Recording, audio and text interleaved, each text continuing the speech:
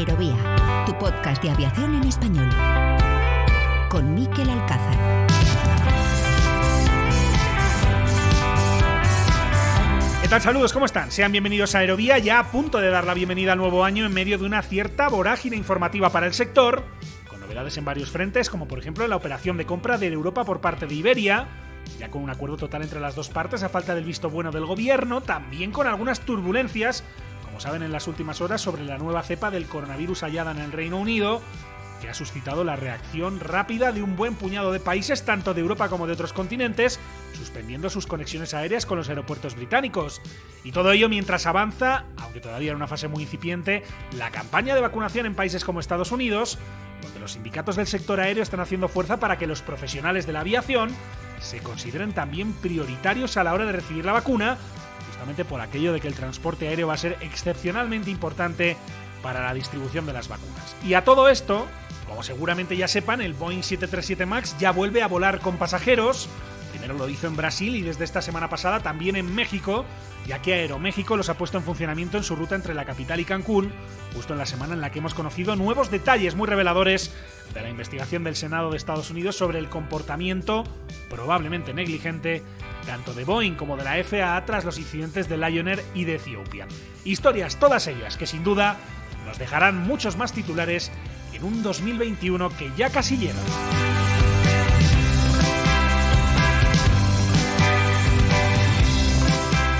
Y lo que también ya está llegando es la nueva normativa europea para el uso de drones, que entra en vigor este 31 de diciembre y que vamos a aprovechar para hacer el especial sobre drones que teníamos pendiente desde hace ya unos cuantos meses. Hablamos de un sector, el de los UAS, que ha crecido exponencialmente en los últimos años, tanto en el ámbito civil como en el militar, y por eso les hemos preparado un capítulo especial con numerosos puntos de vista y sobre todo con protagonistas de auténtico lujo para poder saber mejor cómo está el sector de los drones en la actualidad y sobre todo qué podemos esperar en el futuro inmediato, empezando por este cambio de normativa que es de vital importancia para este sector. Un especial que arrancamos sin más dilación, por fin ya prácticamente bajando la persiana este año 2020, en este 25º capítulo de Aerovía. Con la colaboración de hispaviación.es, aviación, drones y espacio por y para profesionales.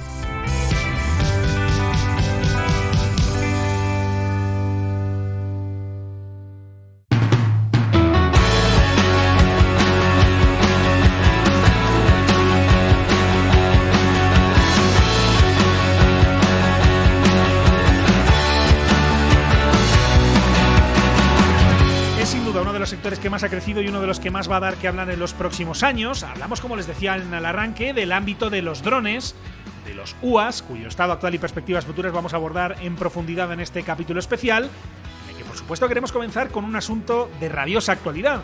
Como les decía, este 31 de diciembre entra en vigor la nueva reglamentación europea sobre drones, lo que abre una nueva era para este sector en todo el continente y por supuesto también en España. Y dado que ha habido muchos usuarios que se han ido incorporando a este mundo por aquello de los regalos de Navidad, qué mejor que contarles qué cambia, casi a modo de información de servicio. Y para contarnos esto, ¿quién mejor que Juan José Sola, que es el jefe de la División de Sistemas de Aeronaves No Tripuladas de la ESA, de la Agencia Estatal de Seguridad Aérea? Hola Juan José, ¿cómo estás? Bienvenido a Aerovía. Hola, buenas tardes. Encantado de saludarte, Juan José. Hemos visto a la agencia, de hecho, muy activa estas semanas tratando de comunicar los detalles de este cambio normativo. ¿Cuál es el espíritu detrás del cambio de reglamentación y cuáles son los principales cambios, si nos los puedes contar, Juan José, que trae esta nueva normativa? Bien, pues el cambio de normativa que tenemos respecto al esquema nacional actual con lo que nos espera con la normativa comunitaria es la búsqueda de que los requisitos sean siempre proporcionales al riesgo. Es decir, que todo aquello que se exija, aquellas condiciones que se exijan a los operadores, tienen que ser proporcionales al riesgo de la propia operación. Es un esquema basado en la propia operación y en su riesgo. De esa manera, como principales puntos, es que, primero, no se distingue entre el operador profesional y recreativo, porque, como he dicho antes, lo principal es el riesgo, no el objeto de la operación. Segundo, se pretende clasificar la operación en 3 niveles o 3 categorías según el riesgo, que sería pues categoría abierta, la de menos riesgo, categoría específica de un riesgo medio y categoría certificada, que sería más parecida a la aviación tripulada que conocemos. Y tercer y último punto principal es tratar con esa proporcionalidad de dar cabida a todos los usuarios. Cuando se hace un cambio de esta naturaleza, Juan José, que tiene un alcance sin duda tan importante, imagino que el trabajo entre bastidores es muy intenso, ¿no? Y de hecho tengo entendido que algunos de los elementos de esta nueva normativa europea se han inspirado en parte en la experiencia de España. ¿Nos podrías explicar un poquito mejor cómo es el proceso que se ha seguido para hacer un cambio de este calado? Sí, cuando se realiza un cambio normativo de este calado, que podríamos decir que en cierto modo es disruptivo o es revolucionario, lo que ocurre es lo siguiente. Esta normativa emana de Europa, es decir, el poder legislativo en Europa está en el Parlamento y en el Consejo, que da un mandato a la Comisión Europea para que desarrolle estos reglamentos. Entonces, la Comisión Europea se sirve de su instrumento técnico en aviación, que es la Agencia Europea de Seguridad Aérea, quien es quien lidera todo este proceso regulatorio que está perfectamente tasado y que tiene unos pasos bastante, vamos a decir, estipulados, sistemáticos, en algún caso está complejo. Entonces, la participación para conseguir esa regulación parte de todas las autoridades aeronáuticas de los Estados miembros y también de la propia industria, y por parte de España hemos trabajado muy activamente en todos los grupos de trabajo que EASA, que esta agencia europea, ha propuesto, y también se ha valido de la experiencia de España, no solo de España, sino de otros estados, pero efectivamente parte de esa regulación ha partido de nuestra experiencia, porque lo que aquí hay que destacar es que de todos los estados miembros, cada uno ha tenido su desarrollo nacional, con sus, vamos a decir, bondades y con sus desventajas, y la experiencia de todos ellos ha ayudado a realizar esta norma. Y, por supuesto, España ha tenido un papel, vamos a decir, crucial en este desarrollo. Juan José, me gustaría que aclarásemos algunos aspectos relevantes. El primero es que cuando se aprueba una normativa europea de este tipo, después cada país miembro de la Unión Europea debe adaptarlo a su propia realidad. Así que te quería preguntar, en este sentido, ¿qué aspectos van a tener de diferente o qué aspectos van a ser distintos en España con respecto a otros países del entorno europeo? Sí, cuando hay un desarrollo normativo a nivel europeo, efectivamente lo que ocurre es que se ponen los pilares y los puntos básicos de esa regulación, pero siempre quedan aspectos que quedan, en potestad de los estados implementarlos. Hay aspectos como pueden ser, por ejemplo, las edades mínimas de los pilotos o la obligatoriedad o necesidad de un seguro, y también hay aspectos cruciales, quizás el más importante, que ha dejado la Unión Europea para que los estados decidamos, que es lo que se llama las zonas geográficas. ¿Qué son las zonas geográficas? Bueno, esta normativa pone unas condiciones de operación, pero no entra a concretar qué ocurre en cada volumen de espacio aéreo o en cada zona en ese estado miembro. Es decir, cada estado, en función de sus particularidades, podrá limitar la operación, prohibirla, poner condiciones en distintas zonas. Por ejemplo, prohibir la operación de vuelo en el centro de una ciudad o condicionarla a tener un tipo de permiso. También podría limitar el vuelo, por ejemplo, en una infraestructura crítica, por ejemplo, una central nuclear, y eso sí que nos lo deja a nosotros. ¿Qué hemos hecho en España? Hemos trabajado también con la mano del sector, ¿no? del sector en general, en desarrollar un nuevo Real Decreto que sea, vamos a decir, que implemente ad hoc esta normativa europea, y este es uno de los puntos que se han tratado. Pero hay otros puntos porque esta norma, como podéis imaginar, afecta a muchos ámbitos, no solamente al ámbito puro de seguridad operacional, sino también de seguridad ciudadana. Hay aspectos que pueden salpicar a la privacidad, al medio ambiente. Entonces, se ha hecho un trabajo para intentar implementar en España todo aquello que la Unión Europea dice que los Estados tenemos que hacer por nuestra parte. Y esto se ha hecho, está ahora mismo en un proceso de elaboración, actualmente ya pasado lo que es la audiencia pública, de Real Decreto. Claro, y que justamente esa era la otra aclaración y tiene que ver con ese Real Decreto que mencionas, Juan José, en el que se hace la transposición de la norma comunitaria, en el que se adapta, digamos, a la legalidad española esta norma que viene de Europa, pero ese Real Decreto, y esto es importante, no entra en vigor a final de año, ya que está en proceso todavía de elaboración, ¿verdad? Pues, por desgracia, no vamos a tener el Real Decreto a final de año, sino que va a tardar algunos meses más. Entonces, efectivamente, va a haber un periodo entre que entre la normativa europea que convivamos con el actual Real Decreto. Será cuando formalmente se publique el Real Decreto, cuando por fin podamos tener la normativa totalmente implementada en España. O sea que sí, ya va a haber, digamos, ese pequeño gap entre que entre la normativa comunitaria y tengamos el Real Decreto ya publicado y, digamos, en aplicación. Tomamos nota y aclarado queda. En cuanto a esta nueva normativa, Juan José, no sé, ¿dirías que se hace más restrictiva, que se hace más específica o sencillamente que resuelve mejor algunos aspectos que quizá antes quedaban en zonas grises? ¿Cómo valorarías la modificación? El principal cambio que hay de norma es realmente la norma pasa de ser una norma que tenemos no solamente en España, sino en varios estados, vamos a decir, más prescriptiva desde el punto de vista operacional, más centrada a requisitos específicos, una norma más flexible y proporcional al riesgo. Entonces, efectivamente, se especifica un poco más y permite que cualquier usuario tenga acceso a este tipo de operaciones y que los requisitos que se le exijan sean proporcionales. Por tanto, se ajusta más a vamos a decir, la variedad de usuarios que vamos a tener en el espectro nacional, desde un niño que pueda jugar en un parque hasta un profesional haciendo operaciones muy complejas en un entorno aeroportuario o en un núcleo urbano. Uh-huh. Te quería preguntar también, Juan José, sobre la respuesta que habéis recibido por parte de los usuarios. No sé cuál es el feedback que os proporcionan en las distintas conversaciones que habéis tenido con el sector, en estos eventos que yo mencionaba, en los que estáis tratando de comunicar estos cambios. Imagino que ahora vamos a una etapa de adaptación. Siempre todos los cambios suelen ser de algún modo incómodos, ¿no? Y me imagino que eso sería lo normal en uno de esta magnitud, ¿no? Pero ¿qué es lo que os dicen los usuarios? Cualquier cambio es siempre incómodo y cuesta. En general, el ser humano le cuesta el cambio, pero los usuarios, los futuros usuarios de esta normativa, los que ya la están, vamos a decir, operando con la normativa actual, lo ven con buenos ojos, creen que hay esperanzas para tener un marco regulatorio más completo. También el hecho de que podamos competir a nivel europeo, que una norma sea que sea de aplicación en toda Europa, les da a ellos más mercado, y al mismo tiempo también creemos que España es un país muy competitivo porque tenemos un buen sector y además tenemos una orografía y un clima, o sea, orografía me refiero a una superficie, es un país, una superficie importante, y tenemos un clima francamente bueno para estas operaciones. Entonces, el feedback que nos llega de los usuarios es que están contentos con el cambio, pero también tienen cierto recelo de que todo esto se haga bien, que la transición sea adecuada, que puedan adaptarse, vamos a decir, como a ellos les gustaría. Yo, en ese sentido, soy optimista, soy consciente de que vamos a pasar un tiempo en el cual todos vamos a estar ubicándonos, pero a medio plazo entendemos que vamos a mejor. ¿Cuál crees, Juan José, que es el impacto que esto puede tener entre los usuarios de UAS? Me refiero tanto en el ámbito profesional como en el aficionado, ¿no? Porque al final cambia la filosofía, ya no hablamos según el tipo de operación, sino su riesgo potencial, y esto imagino que también en el día a día cambia cosas en el ámbito más práctico, ¿no? ¿Qué es lo que puede cambiar en esas operaciones, en ese día a día de los usuarios? El aspecto práctico que esperamos que cambie en el día a día de los usuarios, tanto recreativos como profesionales, es que se va a volar más, y entendemos que de manera más sencilla.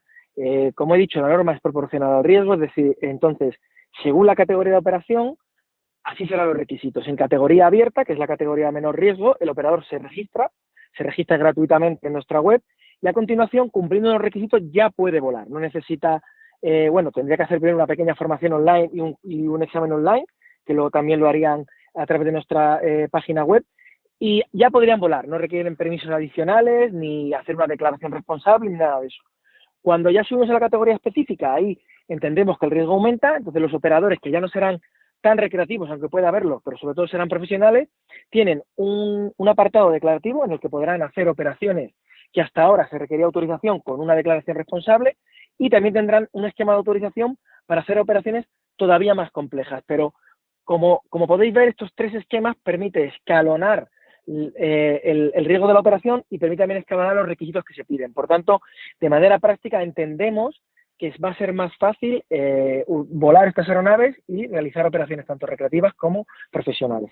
Hablábamos antes de aspectos que quedan a merced de cada país, Juan José. En el caso de España, por ejemplo, en lo que tiene que ver con las zonas geográficas, te pregunto, ¿qué diferencias puede haber con otros países europeos?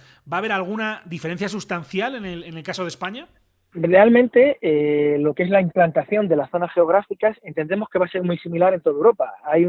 Ahora mismo hay una task force liderada por la Agencia Europea de Seguridad Aérea, para precisamente estandarizar esta forma de zonificar o de crear volúmenes de espacio aéreo para que los drones tengan un acceso seguro, y entendemos que va a ser muy similar. Si bien aquí entendemos que la clave de cada estado va a ser en percibir la sensibilidad de la sociedad, intentar valernos de todos, vamos a decir, de todos los inputs de toda la sociedad, no solamente de requisitos aeronáuticos, sino que también habrá que hablar con ayuntamientos, habrá que hablar con parques naturales, habrá que hablar en general con todos los actores de la sociedad, para poder hacer una zonificación que sea segura, pero al mismo tiempo que respete, digamos, toda esa percepción social que también engloba los drones. Este es un sector, lo decía, muy joven dentro de lo que es la aviación, dentro de lo que es el sector aéreo, pero que ha crecido increíblemente en estos últimos años. ¿Tendrías alguna cifra que pudieras compartir, Juan José, por ejemplo, sobre el número de permisos que ha tramitado la ESA estos años en este campo? En España, en la Agencia Estatal de Seguridad Aérea, de alguna forma registra y cuantifica a los operadores que realizan operaciones profesionales.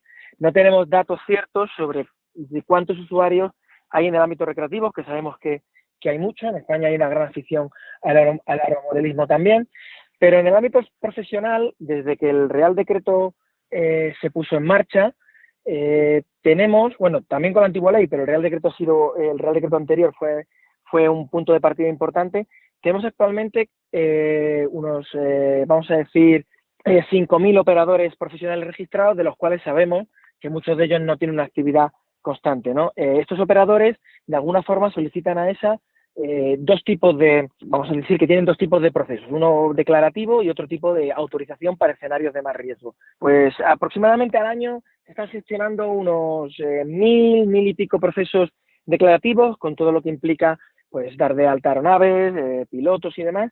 Y en cuanto a autorizaciones, si bien los 2 primeros años estas autorizaciones para entornos de más riesgos han sido muy reducidas, en 2020 pues podríamos decir que se han concedido como unas 100, no sabría decir ahora exactamente la cifra, 140, 150, que hacen referencia a operaciones de cierto riesgo, es decir, vuelos en espacio aéreo controlado, incluso en entornos aeroportuarios, vuelos urbanos, vuelos nocturnos y demás. Y también hay que decir que nuestras autorizaciones no tienen la pretensión de ser específicas para un vuelo, sino que son genéricas y cada vez que se conceden, ese operador puede repetir ese tipo de vuelos cuando lo necesite sin tener que volver a pedir un permiso.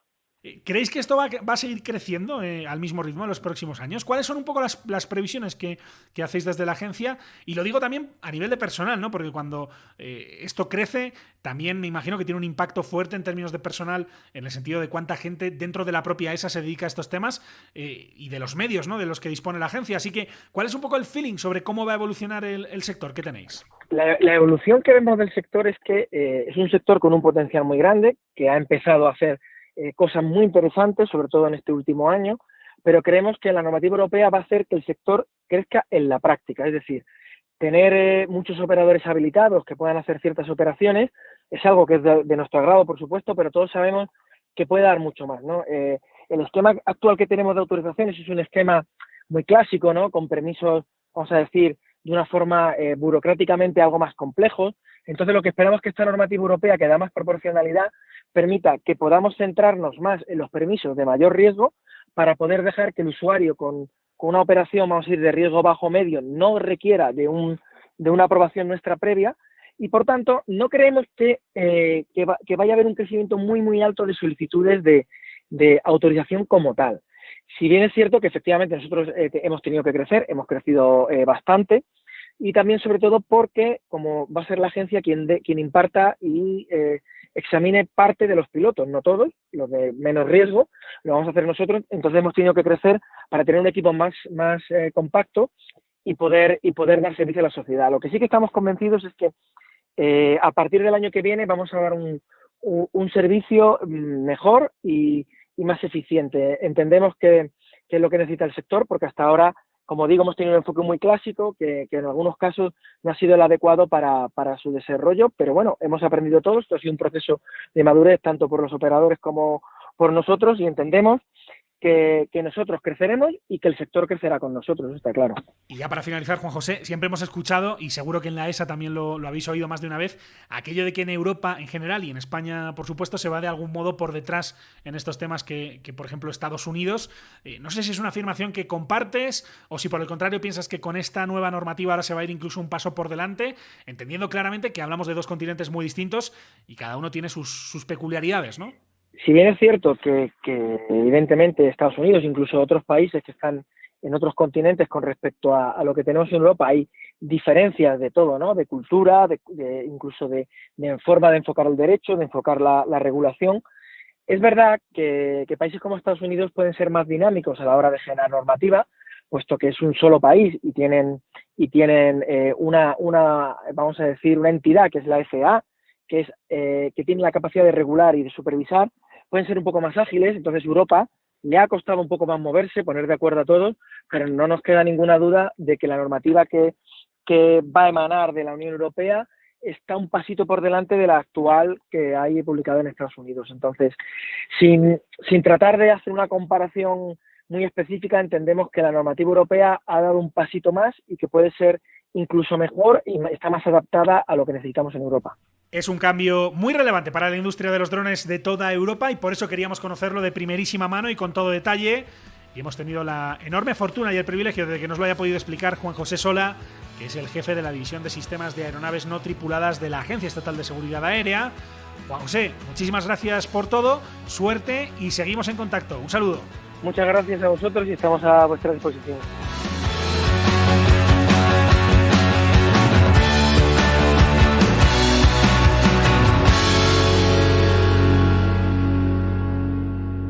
Escuchas Aerovía.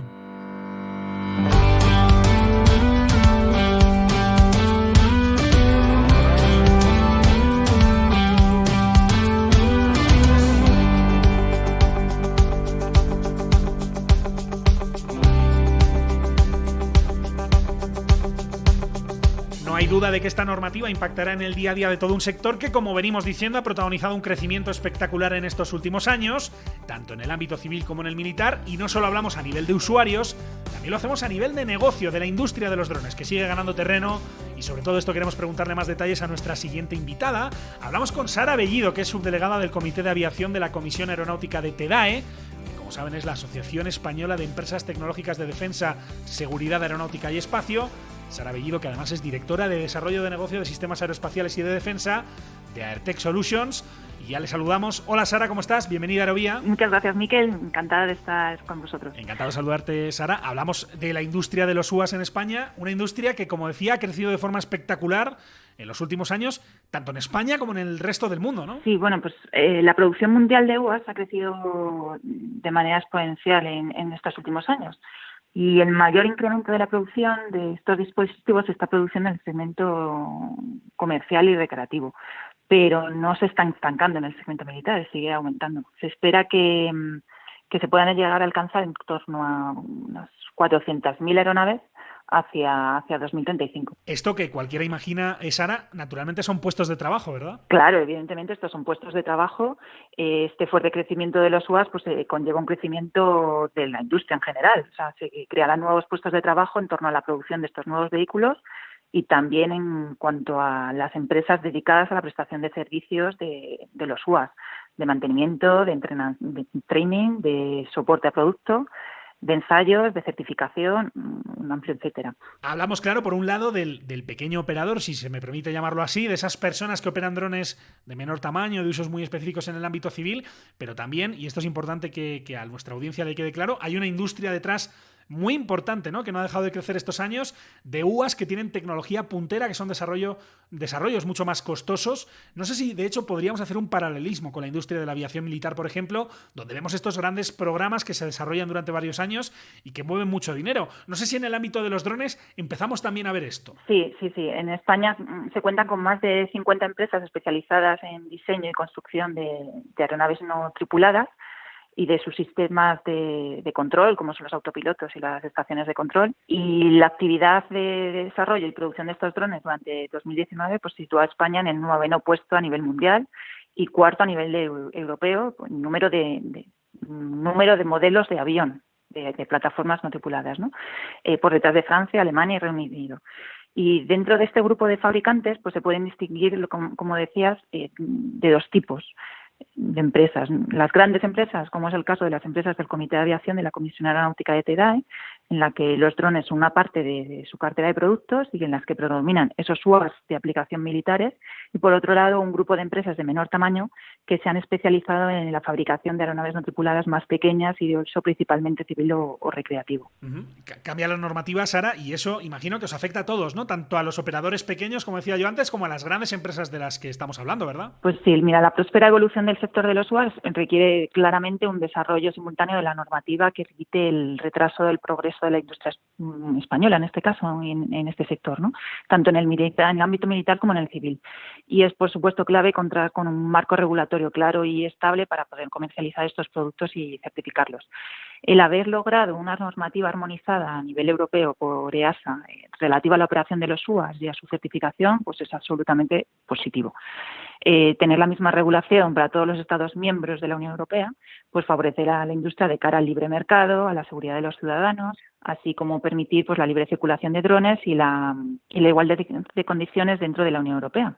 Permitirá esta regulación pues que los usuarios, una vez hayan recibido una autorización del estado de registro, pues utilicen los UAS en los distintos Estados miembros de la Unión Europea, pues sin necesidad de obtener permisos adicionales. Bueno, hay operaciones de bajo riesgo, categoría abierta, operaciones de riesgo aumentado, que son las específicas, y operaciones de alto riesgo de categoría certificada. Y precisamente en esto de la categoría certificada, pues se establece que la certificación de los productos solo será necesaria cuando se opere en categoría de alto riesgo. Y en este caso, la aplicación de todos estos reglamentos comunitarios serían los mismos que los de la aviación tripulada, pero los requisitos y condiciones de esta categoría específica pues aún están pendientes de desarrollar y, sin embargo, autorizar este tipo de operaciones consideradas de altos riesgos es trascendental para el desarrollo del sector de los UAS. Y la nueva regulación europea beneficia a las empresas en muchos casos, pero hay muchos aspectos que quedan pendientes por aclarar. ¿Por ejemplo? Pues, como decía, esto de la certificada, no se puede exigir lo mismo a la aviación no tripulada como a la aviación tripulada, ¿no? Un ejemplo es que las directivas europeas pues suelen eximir de cumplir con determinadas regulaciones en el mercado CE para equipos que se utilicen con exclusividad para esos servicios y, sin embargo, si se quieren comercializar en el ámbito civil, es mandatorio que cumplan los mismos requisitos que cualquier otro producto. Y esto no se deja claro actualmente. Te quería preguntar, Sara, por supuesto, por el informe de TEDAE, publicado además recientemente, titulado La industria de los UAS en España, un informe muy completo y muy interesante que recomendamos sobre cómo está el sector en España y sobre el resto del mundo.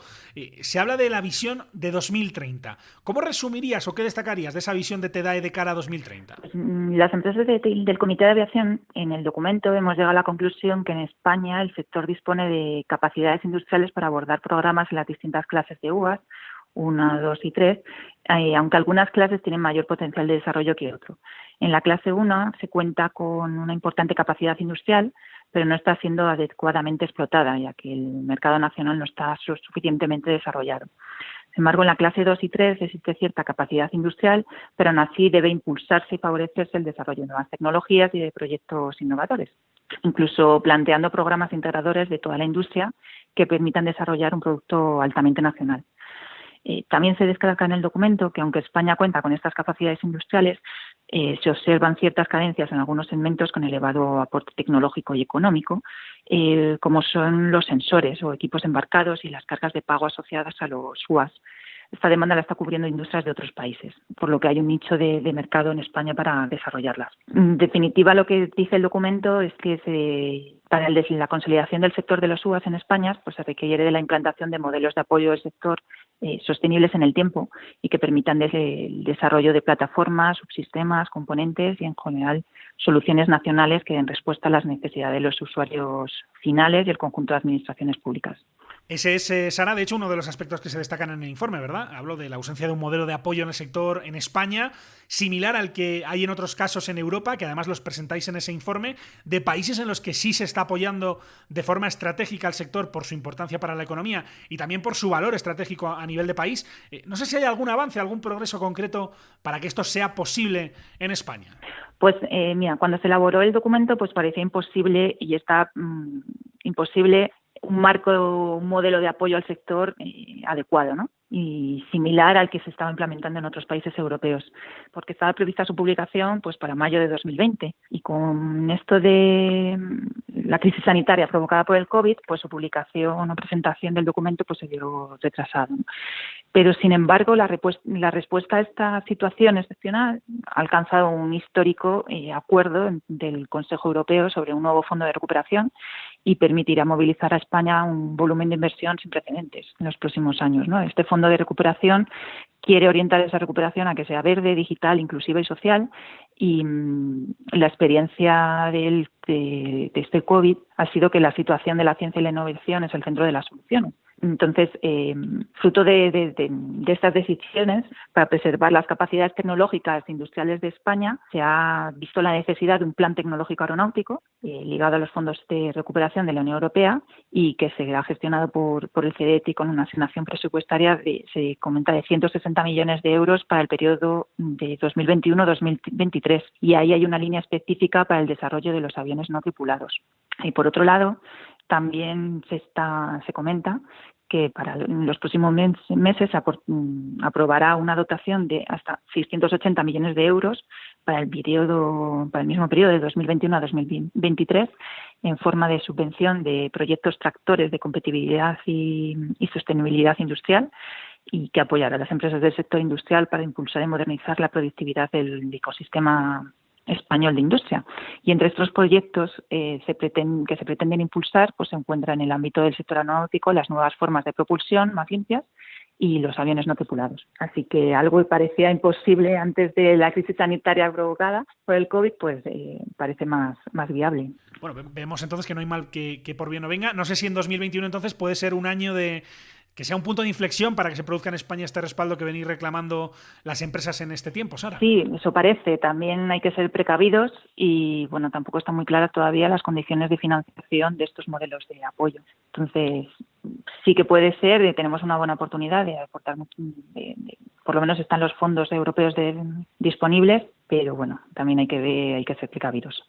Sara, para ir finalizando, vamos a ver, de hecho, en este capítulo los múltiples usos que tienen los drones también en el ámbito civil, pero no sé si tuvieras que apostar por un sector a futuro, ¿cuál sería el que, en tu opinión, tirará del carro para la industria? No sé si quizá el militar, por ejemplo. Pues mira, se espera que el número de UAS en el ámbito civil tenga un rápido crecimiento en los próximos 10 años, para posteriormente crecer a un ritmo mucho más moderado.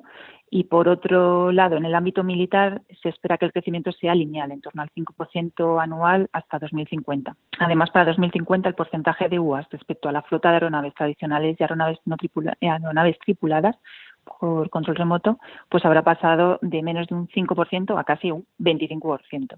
Es por ello que se dice en el documento elaborado por el Comité de Aviación de la Comisión de Aeronáutica de TDAE que el sector de los sistemas aéreos no tripulados en el mundo se vislumbra como uno de los pilares de la industria aeronáutica en el futuro próximo. Para el caso particular de España, los números son menores que los de Europa, porque en cifras se estima que para el año 2050 el impacto de la industria del sector de los UAS en Europa, directo e indirecto, incluyendo el diseño, la producción, los servicios, los pilotos, el mantenimiento y todos estos puestos de trabajo, pues suponga entre 25.000 y 45.000 millones de euros. Para el caso particular de España, pues estos números son menores, pero aún así el impacto económico previsible para que va a tener la industria de las aeronaves no tripuladas sería en 2035 de un volumen de negocio anual superior a 1.000 millones de euros en el año 2035 y en 1,5 millones para 2050. Cifras muy importantes que hablan de la magnitud presente y futura de este sector, cifras que hemos repasado con Sara Bellido, que es la subdelegada del Comité de Aviación de la Comisión Aeronáutica de TDAE, de la Asociación Española de Empresas Tecnológicas de Defensa, Seguridad Aeronáutica y Espacio, y además directora de Desarrollo de Negocio de Sistemas Aeroespaciales y de Defensa en Airtech Solutions. Sara, un placer, muchísimas gracias por estar en Aerovía y, por cierto, felices fiestas, que ya son fechas. Un saludo. Un saludo, muchas gracias, Miquel. Un saludo para todos y felices fiestas igualmente.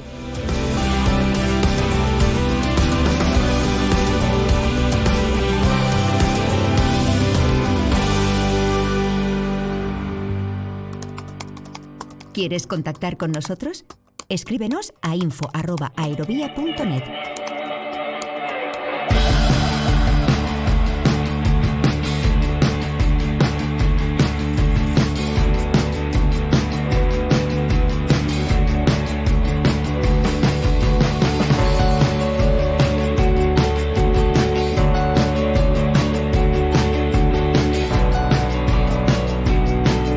Estamos contando, el papel de los drones en cuestiones de defensa sin duda explica en buena medida el crecimiento que este sector ha tenido en estos años, y por eso queremos conocer mejor para qué se emplean específicamente los drones en el ámbito militar. Y para contestar a nuestras preguntas contamos con Jerónimo Vicente, que es capitán del Ejército del Aire en la Reserva y gerente de seguridad de Adventia. Hola Jerónimo, ¿cómo estás? Bienvenido a Aerovía. Buenas tardes, Miquel. Muchísimas gracias. Encantado de saludarte, Jerónimo. Lo estábamos mencionando, lo comentaba Sara Bellido de TEDAE, que se espera un crecimiento sostenido en el ámbito militar en los próximos años.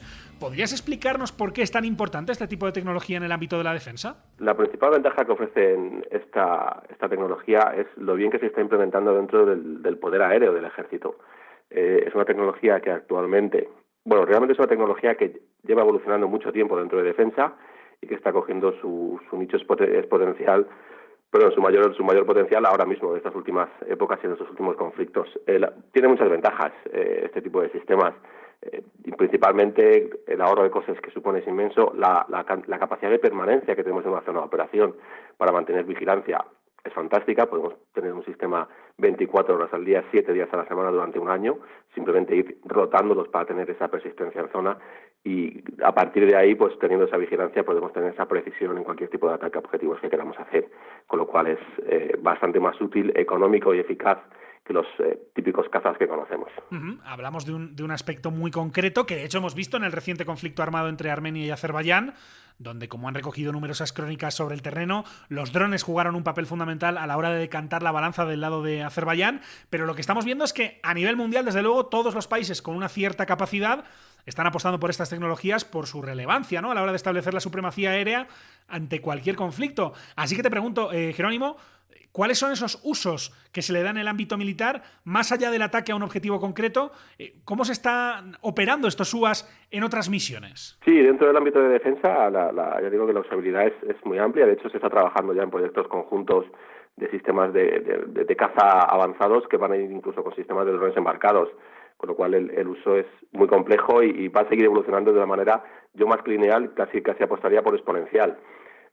Como te digo, el hecho de poder tener un sistema en una zona con una permanencia constante de vigilancia nos da una flexibilidad y nos permite elegir el momento justo para hacer cualquier tipo de operación que queramos hacer, desde seguimiento de un convoy o vigilancia a destrucción de objetivos, por supuesto. O sea, Jerónimo, por explicarlo a quienes no conozcan con detalle este tema, lo que podemos ver más adelante de forma generalizada es que un caza, por decirlo de algún modo, vuele y a su vez despliegue drones para ejecutar diferentes tareas, ¿verdad? Sí, es uno de los trabajos o los estudios que se está llevando a cabo dentro del futuro avión de combate, es esa posibilidad de implementar drones, enjambres de drones dentro de sistemas aéreos avanzados, de cazas avanzados, para poder desplegarlos, bien sea como defensa o simplemente para observación y vigilancia. Ten en cuenta que la gran ventaja que tienen los drones, además de esa permanencia, es una muy baja detectabilidad, con lo cual, si no tienes una capacidad para poder inhibirlos o combatirlos, es muy complicado, entre comillas, pelear contra ellos.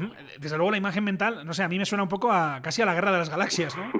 Bueno, es una posible evolución, sí. Te pregunto, Jerónimo, también por España. Hemos visto que el 233 Escuadrón del Ala 23 está incorporando ya estos Predator, que, por cierto, ¿de dónde es esta tecnología? El Predator es un sistema americano. Es un sistema americano de General Atomic, y es el sistema que estamos usando prácticamente en todas las fuerzas aéreas europeas. Es un sistema que tiene Inglaterra, es un sistema que tiene Italia, que tiene Francia. Es un sistema que nos permite movernos ahora mismo dentro de lo que hay dentro del entorno europeo. Jerónimo, tú has estado en la Escuela Militar de UAS de Matacán, en Salamanca, conoces muy bien este tema, así que te quería preguntar cuál es el papel que van a tener los drones en el futuro del Ejército del Aire de España. ¿Hacia dónde van a orientar el uso de esta tecnología en el Ejército del Aire? En España, el uso principal que tienen los sistemas aéreos no tripulados es el de la vigilancia y la observación. Es el objetivo primigenio, y para que sean adquiridos sistemas como el Predator B que has comentado antes, o los distintos sistemas de menor tamaño que disponen cada una de las unidades que tenemos dentro del Ejército del Aire.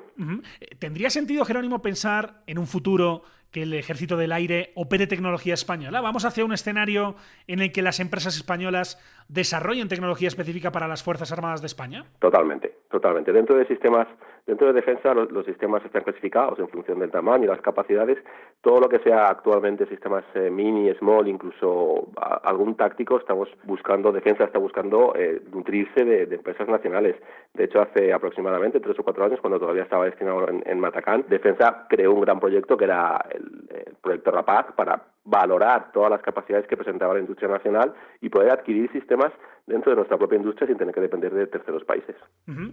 Hablamos de un sector que está creciendo de forma exponencial, que tiene una importancia creciente, y esto también requiere acomodar las necesidades de personal, ¿no? Esto me imagino que es lógico pensar que en un futuro haya casi más pilotos de drones y menos de aeronaves tripuladas. Y te quiero preguntar, Jerónimo, en el caso concreto del Ejército del Aire, ¿cómo se está gestionando esto? ¿Cuál es un poco, a día de hoy, si nos podrías explicar cuál es la vía de acceso a esta profesión cuya demanda cada vez va a ser mayor? Pues me congratula, pero realmente me alegra mucho que me hagas esa pregunta, porque el Ejército del Aire, dentro de lo que es la defensa internacional, dentro de lo que sería OTAN, es el primer país que está dando licencias a los pilotos de aviones no tripulados. Empezó inicialmente estableciendo lo que ellos denominaban, o lo que se denomina todavía, licencia tipo 1, licencia tipo 2, englobándola a los distintos sistemas en función de sus capacidades. Y no solo eso, el Ejército del Aire ha ido mucho más allá y va a sacar una licencia exclusiva para los alumnos de la academia. Van a salir ya con una posibilidad de orientar su labor profesional hacia el ámbito de los drones, obteniendo una licencia de drones directamente. Es decir, se van a establecer, por así decirlo, como 4 clasificaciones. Sabes que actualmente los pilotos del Ejército del Aire pueden ser pilotos de caza, pilotos de transporte o pilotos de helicóptero. En un futuro cercano también habrá una 4ª rama que serán pilotos de drones. Muy interesante, sin duda, y ahí queda dicho, Jerónimo. Te preguntaba antes por el ala 23, que es el que ha acaparado sin duda más titulares por esta tecnología tan destacada, pero supongo que lo lógico es pensar, de aquí a un tiempo, que este tipo de drones de uso militar estén desplegados por toda la geografía española, ¿no? Sí, así es. La necesidad de estos sistemas es cada vez más imperiosa, las capacidades que otorga son importantes, y tiene que haber una evolución y un ajuste dentro de las plantillas de los 3 ejércitos, pues para que una parte específica de sus trabajadores, por decirlo de alguna manera, tengan la capacidad de volar estos sistemas y se dediquen a volar estos sistemas. De hecho, ahora mismo el ala 23 tiene una cantidad específica de sistemas Predator, pero como habéis podido leer hace muy poquito, España tiene previsto acceder a la tecnología Eurodrone, el Euromale, a partir del 2025, y con una cantidad de sistemas mucho mayor de lo que tenemos con el Predator, con lo cual no solamente el ala 23, sino el resto de unidades van a tener una necesidad de personal en el ámbito de los drones que se va a ir multiplicando con el paso de los años. Uh-huh. Voy a ir terminando ya, Jerónimo. Te quiero preguntar, porque tú tienes una gran experiencia en la formación de pilotos de drones en el ámbito militar, también en el civil, así que para cualquiera que pueda estar interesado en tal vez iniciar una carrera en esto, ¿nos podrías contar cuáles son los requisitos, qué tipo de habilidades son necesarias para ser un buen piloto de drones? Bueno, bien, pues es un nivel de conocimiento semejante al que pueda tener un piloto en sus inicios. Evidentemente hace falta una formación teórica, la cual es fundamental para sentar unas buenas bases de conocimiento, tanto desde el punto de vista legislativo como desde el punto de vista de conocimientos aeronáuticos, y luego ciertas destrezas para lo que es la fase de vuelo. Evidentemente todo con experiencia y con práctica se acaba superando, y a día de hoy es una de las posibilidades más fehacientes de que laboralmente hablando podamos tener un desarrollo bastante completo. El tema de la formación a día de hoy, tanto sobre todo a nivel civil, a nivel militar, ha conseguido una evolución realmente muy interesante. España ha fomentado dentro del ámbito de defensa la necesidad de formar a los pilotos de drones de manera independiente a los pilotos. Es decir, alguien sin absolutamente ninguna experiencia aeronáutica dentro de defensa puede llegar a volar sistemas aéreos no tripulados del ámbito de un MALE, de un táctico de un MALE. Estamos hablando de sistemas como el Predator. En el ámbito civil, a día de hoy, todavía no hemos conseguido eso. Estamos trabajando desde el punto de vista de formación, pues para llegar a igualar esos requisitos, y que alguien con nula experiencia aeronáutica, a través exclusivamente de recibir formación, llegue a tener la capacidad de volar sistemas pesados, sistemas de más de 25 o 150 kilos, que es lo que tiene actualmente la normativa civil, para la cual, si quieres volar un sistema pesado, lo que se te pide es una licencia de piloto. Entonces, la idea es conseguir evolucionar, y en eso en Adventia estamos trabajando en ello, hacia una licencia en la cual demos a nuestros alumnos la formación desde el punto de vista inicial y sean capaces de salir volando un sistema de unas capacidades como las que pueda ofrecer un Predator o un sistema táctico de 400 o 500 kilos. Sin duda, tremendamente relevante esto que nos ha contado Jerónimo Vicente, que es capitán del Ejército del Aire en la Reserva y gerente de seguridad de Adventia. Jerónimo, muchísimas gracias por estar con nosotros en Aerovía. Seguimos en contacto y también felices fiestas. Que vaya muy bien. Un saludo. Un auténtico placer, Miguel. Un saludo y felices fiestas también para vosotros.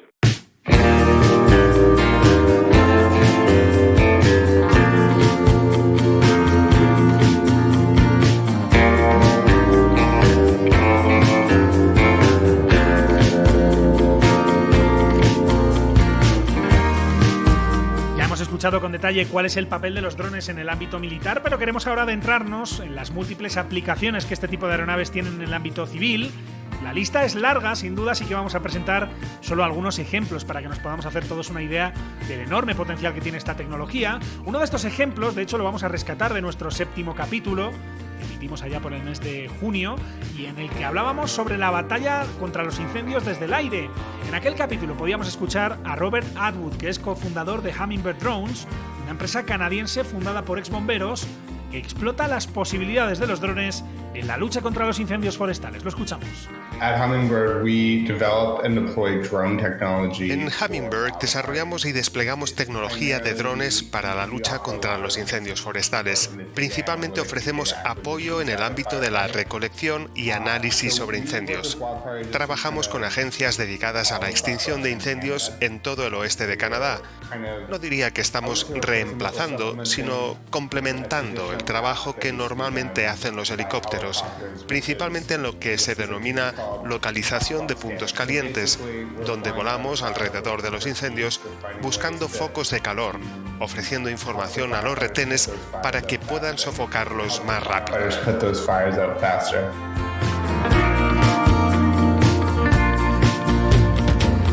Otro ámbito en el que los drones tienen ya mucha presencia es en el de seguridad y emergencias, por ejemplo, en el ámbito policial. Nos lo explica Pedro Francisco Gil, que es piloto profesional avanzado de RPAs y agente de policía en la unidad de medios aéreos no tripulados de la policía local de Collado Villalba. Lo escuchamos. El uso que damos a RPAs, sobre todo en términos policiales, es en grave riesgo o emergencia. Con esto conseguimos encontrar a personas en grandes áreas, visualizar columnas de humo en incendio, riadas, catástrofes, etc. También realizamos control de infraestructuras críticas. En el ámbito de urbanismo lo que más realizamos es control de obras sin licencia, obras ilegales, piscinas, etc. Medio ambiente, pues lo que conseguimos es controlar vertidos de escombros en ríos. Luego en el área de tráfico, que tenemos competencia exclusiva en casco urbano, los RPAs los utilizamos para cambios de circulación, control de tráfico rodado, reestructuración de señalización y sobre todo en nuestros accidentes de tráfico con heridos graves o incluso fallecidos. En nuestros atestados cuando van al juzgado con fotografías aéreas, con trayectorias, mediciones y demás, suben bastante de calidad. También hacemos algo de control de personas en lucha antiterrorista y antidroga y visualizamos el modus operandi, sobre todo de robos en altura, cuando acceden por el techo de naves industriales en polígonos. También realizamos seguimientos de vehículos. Y nada, colaboramos con cualquier cuerpo policial, Guardia Civil, Policía Nacional, Policías Autonómicas y con operadoras como Ritrat, habilitada por AESA, que con ellos hemos realizado un gran trabajo durante la pandemia para controlar personas en vía pública. Otro gran espacio de crecimiento reciente para los UAS en el ámbito civil tiene que ver con la logística y con el trabajo que empresas tan potentes como Amazon o UPS están desarrollando para que se puedan entregar paquetes a través de aeronaves no tripuladas. Esto es algo que explicaba en un reportaje de CNBC Ben Marcus, que es cofundador de la empresa Airmap. Si vives en un pueblo pequeño, decía Marcus, y quieres que te envíen productos y formar parte de la economía global, normalmente tu enlace de carga es por carretera o por tren, y eso implica que hace falta cierto tiempo para que tus productos lleguen desde otras partes del mundo. Así que cuando traemos la autonomía y la escala de los drones, cualquier comunidad, por pequeña que sea, puede estar conectada al resto del mundo a través de un enlace aéreo de carga, y eso, creo, tiene un gran potencial de crecimiento para la economía de las comunidades de todo el mundo.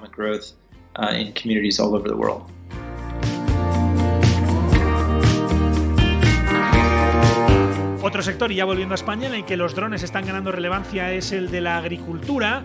Nos lo explica Jorge Angás, que es el consejero delegado de la empresa Tecnitop. El sector de los drones, si atendemos a las previsiones de analistas como Gartner, crecerá más del 50% en los próximos 3 años. Y una de las principales técnicas que se emplean en la utilización de estos drones es las técnicas geomáticas, con la implementación de diferentes tipos de sensores, tanto de espectro visible como sensores multiespectrales o termográficos para el análisis, por ejemplo, en agricultura. Todo ello principalmente basado en técnicas de imagen que nos permiten generar ortofotos de muy alta resolución y modelos digitales del terreno. También un papel relevante en la inspección industrial, tanto en exteriores como en interiores, incluso en lugares tan delicados como podría ser una central nuclear. Escuchamos de nuevo a Jorge Angás, consejero delegado de Tecnitop. Los diferentes tipos de drones, por sintetizar, Podemos dividirlos en drones de tipo multirotor para zonas no muy amplias, drones de ala fija que sí que tienen una extensión mucho mayor que los multirotores, y otro tipo de drones empleados, por ejemplo, en la industria, en espacios interiores, lo que se suele denominar documentación de espacios confinados, que permiten introducir el dron en zonas donde una persona es muy complicado el poder realizar este tipo de inspecciones.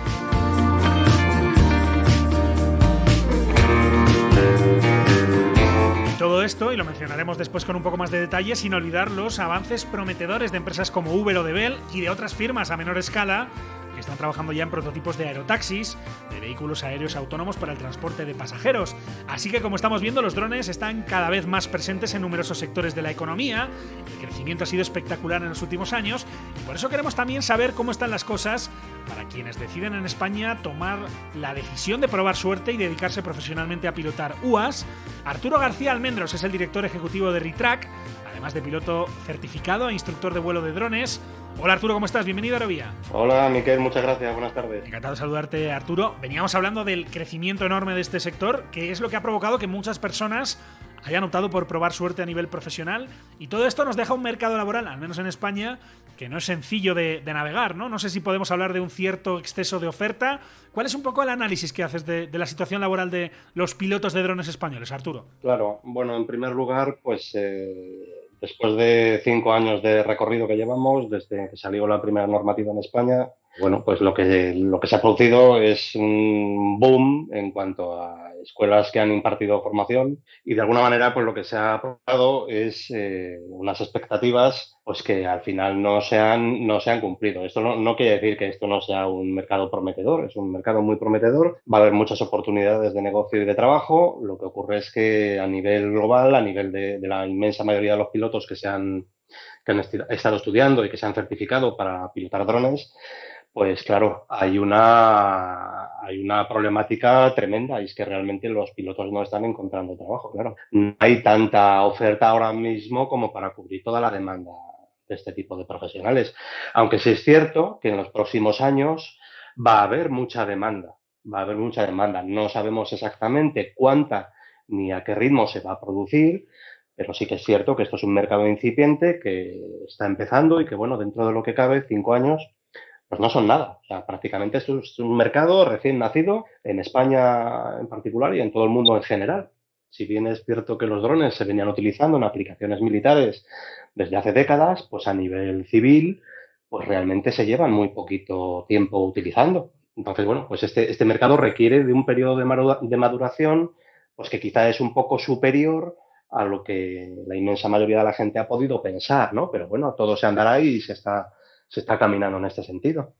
Arturo, no sé si en este caso, como ocurre en muchos otros sectores, lo importante sea también la especialización, ¿no? Que más allá de saber volar un tipo de tecnología concreta, tener esa capacidad de especializarse en un ámbito concreto para tener más oportunidades, más salidas laborales, ¿no? Efectivamente, es que la especialización es, al menos en este campo, en este terreno, absolutamente necesaria. Nosotros, cuando estuvimos digamos que introduciendo este mercado en España hace ya pues 5 o 6 años, junto con otros profesionales del sector, pues estuvimos viendo que lo primero que era necesario abordar era una profesionalización del sector, porque antes de esas fechas no existía un mercado profesional de drones en España. Y el segundo objetivo era la especialización, es decir, los pilotos de drones que pretendan poder desarrollar una carrera profesional en este terreno tienen necesariamente que estar especializados. No tiene nada que ver, o tiene poco que ver,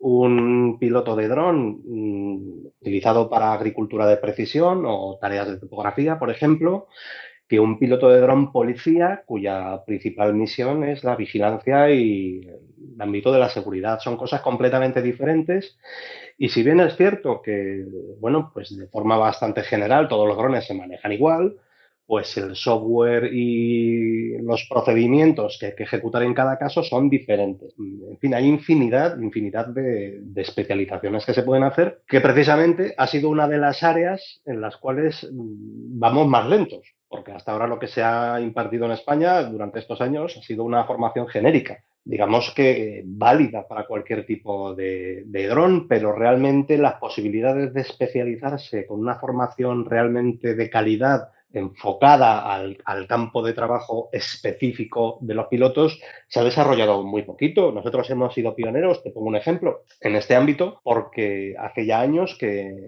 empezamos a introducir la idea de que, por ejemplo, en el ámbito de la seguridad de las emergencias, era necesario especializar a los agentes que iban a pilotar los drones para labores policiales, porque no tiene nada que ver la forma de pilotaje ni el uso que se le da, ni el procedimiento que se sigue cuando pilotas un dron para hacer una ortofoto, por ejemplo, una fotografía de alta resolución de un terreno, que cuando estás haciendo una misión de vigilancia nocturna, por ejemplo, o persiguiendo a un delincuente que se quiere escapar, o vigilando una zona industrial o cualquier tipo de infraestructura. Entonces, la especialización es absolutamente necesaria y va a ir cada vez a más. Y van a surgir nuevos campos de especialización en los próximos años.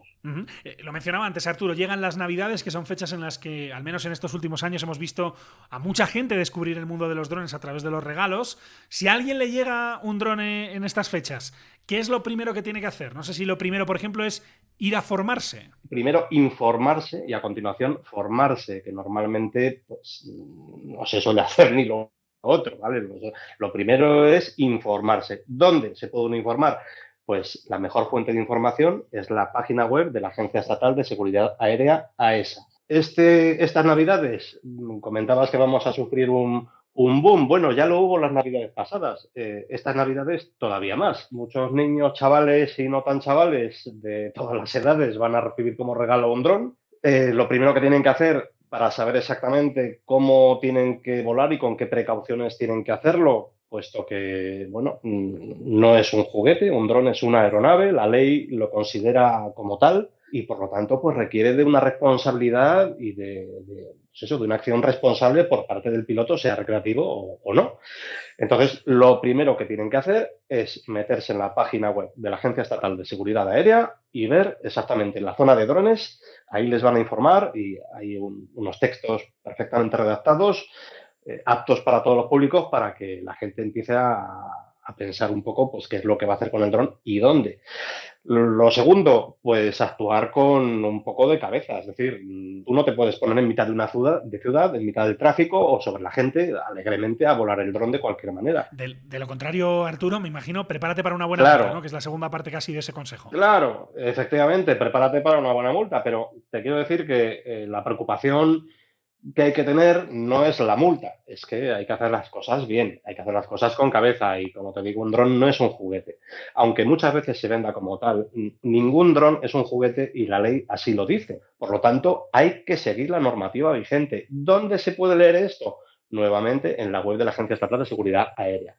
Y a continuación, ¿qué es lo que tiene que hacer la persona que haya recibido un dron o que quiera introducirse en este mundo profesional? Que es la otra pregunta que me hacías. Pues lo que tiene que hacer es principalmente acudir a las fuentes de formación más fiables, que somos pues las empresas operadoras que nos hemos constituido con el propósito específico de impartir formación profesional en el ámbito de los drones. Y a continuación, pues eso, iniciar una carrera profesional de la mano de los mejores consejeros posibles, que, como os digo, pues somos las escuelas que estamos certificadas para impartir formación en este ámbito. Y luego, si me permites añadir una cosa muy breve, claro, aclarar que no es fácil, es decir, que nadie se engañe pensando que trabajar en el tema de los drones va a estar chupado, porque no es así. Estamos viviendo una época muy difícil, agravada todavía aún más por el COVID este año, con lo cual, si ya era difícil evolucionar profesionalmente en cualquier campo antes del COVID, ahora lo es todavía más. Entonces, no hay que engañarse. La gente no tiene que pensar que porque esto sea una tecnología muy prometedora, un mercado en expansión, ya van a conseguir trabajo. Eso no es así. Es más, es difícil, porque para poder trabajar en esto y poder vivir de ello sobre todo, tienes que especializarte y eso lleva un tiempo de formación. Y, por lo tanto, pues no hay que engañarse. Esto no es fácil, no es un camino fácil, sí es un camino prometedor y, desde luego, a los que nos apasiona, pues lo primero que se nos viene a la cabeza es animarle a la gente, no quitarle sus ilusiones, es decir, animarles a estudiar, a formarse y a tratar de labrarse un futuro profesional, pero siempre de la mano de empresas autorizadas como la nuestra. Arturo, para esos pilotos que están intentando probar suerte en este ámbito, en RITRAC estáis liderando una iniciativa de colaboración entre empresas y profesionales, tratando de algún modo de mejorar las oportunidades laborales. Cuéntanos más sobre esta iniciativa y en qué consiste. Sí, esto es una iniciativa que hemos tenido para intentar, digamos, incentivar pues este tema laboral. Entonces, el proyecto se llama RITRAC International, es un proyecto que estamos llevando a cabo en toda España, para lo cual hemos formado distintos grupos de trabajo, a razón de un grupo de trabajo en todas y cada una de las comunidades autónomas, y de lo que se trata es la oportunidad laboral que mucha gente está esperando. O sea, nuestra dinámica y el espíritu de este proyecto no es esperar a que alguien nos dé trabajo, sino dinamizar a todos aquellos pilotos y operadores profesionales de drones que quieran participar en este proyecto a través de unas guías que les proporcionamos, de una metodología y de una estrategia, generar esa oportunidad laboral para todos y cada uno de esos pilotos y de esas operadoras. Actualmente tenemos una red de más de 60 pilotos en total, distribuidos por toda España, en las distintas comunidades autónomas. Seguimos necesitando pilotos. Estos requerimientos de pilotos para este proyecto se pueden ver en redes sociales. La gente puede seguirnos a través de nuestras cuentas oficiales. Buscáis en redes sociales RITRAC o RITRAC Training o RITRAC International y os van a salir publicaciones donde de forma periódica pues solicitamos pilotos para las distintas comunidades autónomas. Información sin duda relevante para todo aquel que quiera dedicarse a esto en algún momento, y por eso queríamos charlar justamente con Arturo García Almendros, que es el director ejecutivo de RITRAC, además de piloto certificado e instructor de vuelo de drones. Arturo, muchísimas gracias por estar con nosotros en Aerovía, y también para ti, felices fiestas, que vaya muy bien. Muchísimas gracias, Miquel. Muchísimas gracias por la oportunidad. Un saludo a todos y felices fiestas, por supuesto. Esto es Aerovía.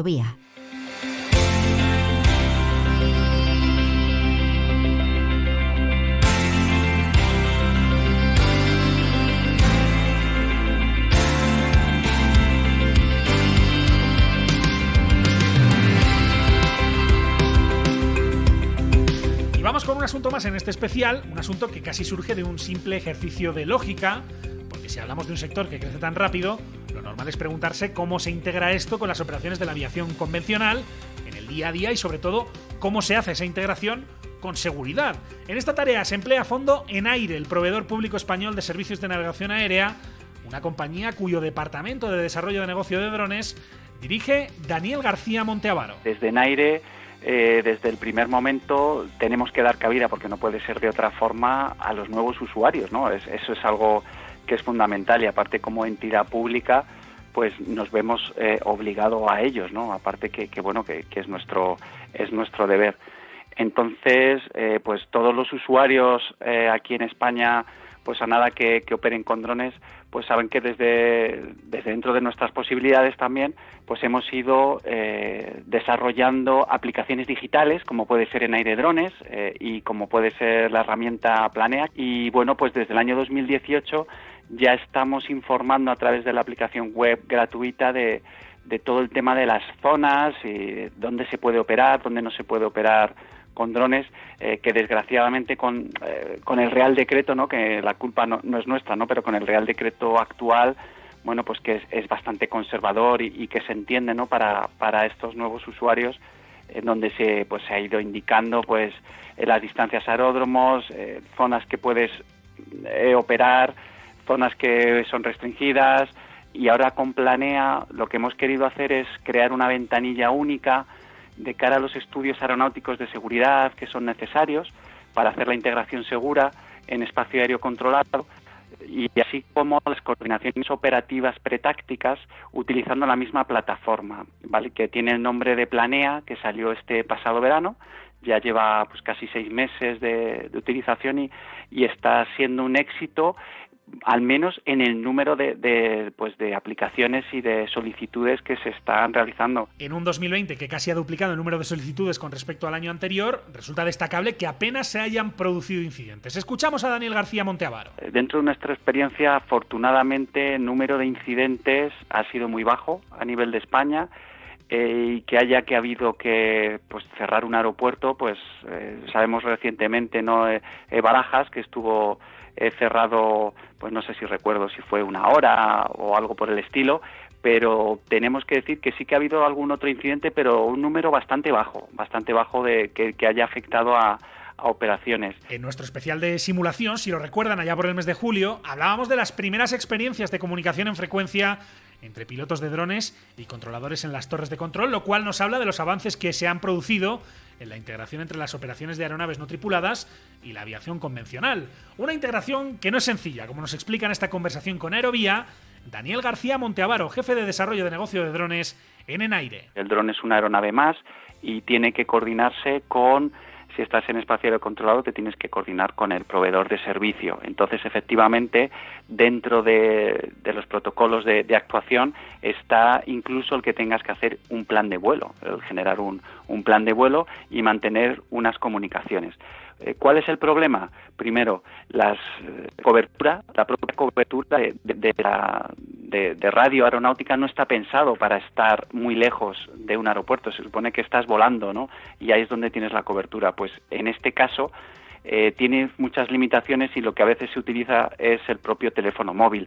Se llama, se avisa de que vas a operar y cuando terminas, pues vuelves a avisar porque esto es lo que sucede, ¿no? Que muchas veces no tienes cobertura de la banda aeronáutica desde el suelo, ¿no? Desde donde estés, porque no estás al lado, no estás a pie de pista o en una terminal. Entonces, el futuro no es ese. El futuro es a través de U-Space, ¿vale? En donde ahí es donde se va a poder habrá una comunicación y una interacción entre lo que es donde se van a dar servicios digitales para drones y con lo que es la parte de espacio aéreo controlado. Entonces, ahí es donde habrá una interacción y es por lo que estamos apostando en Enaire con el desarrollo de U-Space para que haya una interacción entre los dos mundos, es decir, entre el mundo del UTM, que es la gestión de tráfico de drones, y lo que es el ATM, ¿no? que está separado, que es lo que entendemos como la gestión del tráfico pues comercial y de aviación general. Quédense bien con este concepto, con el denominado U-Space, cuya importancia es máxima para el futuro de este sector y para también lo que se conoce como UAM, la movilidad aérea urbana. U-Space es un volumen específico, es un volumen que está declarado. ¿Y qué es lo que hay dentro de este volumen? Pues dentro de este volumen lo que se dan son unos servicios digitales que está pensado para un alto número de operaciones de drones y de una forma automatizada. La Comisión Europea, a través de la SESAR-JU, que son los que han definido un poco cómo es este U-Space, está dividido en diferentes fases de implementación, en donde se van a empezar pues por unos servicios sencillos, como puede ser el registro electrónico, la identificación remota, el concepto de Geo-Awareness, que es el que tengas ya precargado unas áreas de prohibición o donde puedes volar, y según van pasando o la tecnología lo vaya permitiendo, así como haya más seguridad en las prestaciones de estos servicios digitales, pues ya tendremos pues conflictos, el que puedas resolver conflictos tácticos, que tengas información de tracking de drones que estén a tu alrededor, incluso la integración de aviación tripulada, como puedan ser helicópteros de emergencia que volarán y que compartirán el mismo espacio, y que de alguna forma pues estos helicópteros puedan protegerse a través también del U-Space de los drones y bueno pues que los drones de alguna forma tengan la presencia de ese helicóptero y pues se separen o terminen la operación. La imagen mental que seguramente muchos de ustedes está haciendo en este momento les puede parecer futurista, pero lo cierto es que ya se está trabajando en convertirla en una realidad. Hablamos de un espacio en el que convivirán las distintas operaciones de drones, en temas como la movilidad urbana o la logística, y también las operaciones de la aviación convencional.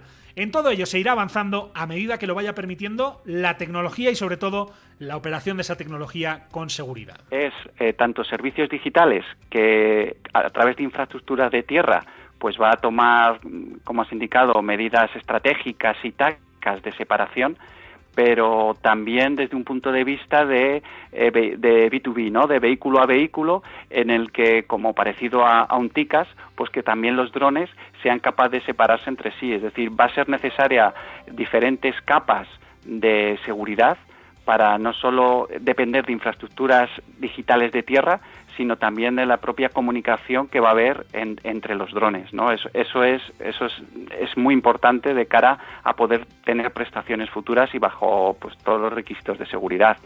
Y al principio, efectivamente, el U-Space va a ser un volumen segregado y separado de lo que es la aviación comercial, pero en el futuro eso, a medida que se va ganando confianza en estos servicios, pues llegará un momento que esa barrera se rompa y al final esté todo de alguna forma integrada. Incluso el ATM tendrá en un futuro que evolucionar a mayores servicios digitales, olvidarnos de la comunicación que ya aunque existe el data link, pero todavía se sigue manteniendo la comunicación, como sabéis, por voz como medio principal. Y bueno, pues ese es el futuro, que al final todo se integre dentro de un mismo paraguas. Y no piensen que estos conceptos quedan muy lejos. De hecho, ya hay, como les decía, 3 proyectos en España en los que colabora ENAIRE para hacer pruebas de UAM en España. Daniel García Monteavaro es jefe de desarrollo de negocio de drones en ENAIRE. Sin darte nombres, sí puedo decirte que ENAIRE va a participar en 3 proyectos, al final que tengan que ver con el Urban Air Mobility. Y hasta donde puedo decir es que van a ser proyectos que van a conllevar vuelos reales de aerotaxis, y la participación de ENAIRE sobre todo va a ser en la parte de integración en espacio aéreo controlado, también en lo que tiene que ver con el concepto de operación de estos vehículos dentro de U-Space también, y por supuesto pues también a la hora de gestionar todo tipo de permisos para que se lleven a cabo estos vuelos, pues también participaremos y apoyaremos en lo que sea necesario, tanto con AESA, con la DGAC, con el Ministerio y bueno, pues ENAIRE también apoyará en todo ello. Y la última pregunta, que es la pregunta del millón para Daniel García Monteavaro: ¿cómo de lejos queda esta realidad? ¿Cuántos años vamos a tener que esperar para verlo? Nos contesta el jefe del Departamento de Desarrollo de Negocio de Drones de ENAIRE. Pues yo soy optimista. Yo creo que de aquí a 5 años, si dentro de 2 o 3 años ya va a estar listo, que eso tiene mucha más información y saben mucho más los compañeros de AESA, el tema de la certificación de estos tipos de vehículos, que pueda salir, se estima, para 2023, porque además es que hay mucha presión dentro de la Comisión Europea para ello, hay mucho dinero que se ha puesto encima de la mesa para este tipo de empresas, el que puedan desarrollarlo y certificar estos vehículos. Si se mantiene así estas iniciativas, en 3 años estamos hablando que ya tendríamos una regulación, los vehículos ya están, tendrían que adaptarse a ello, y yo creo que en torno a 5 o 6 años deberíamos de poder ver quizás en entornos sencillos o de bajo riesgo ya ciertos casos de uso con estos tipos de vehículos. Y por supuesto, a lo mejor en un horizonte ya de 10 años, en entornos más complejos, urbanos, con mayor riesgo de sobrevuelo de personas, pero yo creo que ese puede ser un horizonte relativamente asequible, entre 5 y menos de 10 años.